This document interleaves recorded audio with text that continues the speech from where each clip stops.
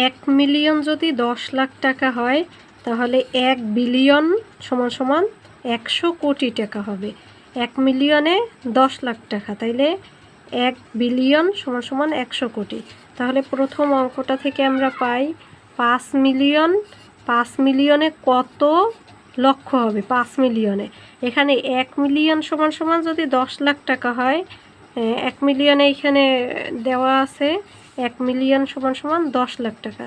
তাইলে এখানে বলছে 5 মিলিয়ন সমান সমান কত? তাইলে 5 মিলিয়ন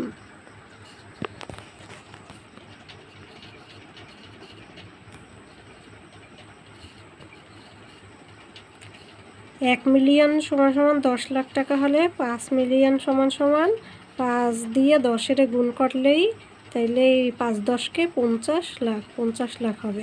খ নম্বর প্রশ্নে বলছে যে 500 কোটিতে কত বিলিয়ন? এখানে 1 বিলিয়নে যদি 100 কোটি হয় তাহলে 5 বিলিয়নে কত?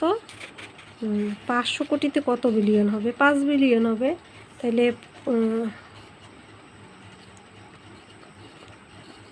100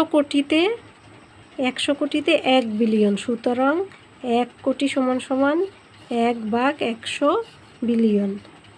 সুতরাং 500 কোটিতে 500/100 বিলিয়ন।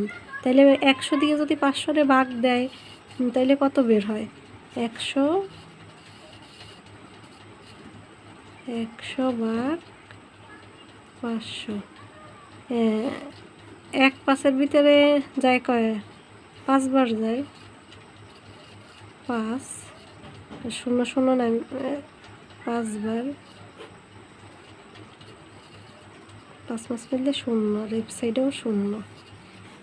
তাহলে 5 মিলিয়ন।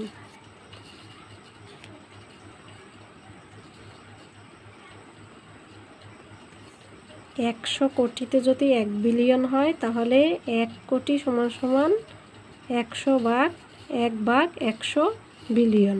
সুতরাং 500 কোটিতে 100 কোটিতে 1 বিলিয়ন হইলে তাইলে 500 কোটিতে 5 বিলিয়ন।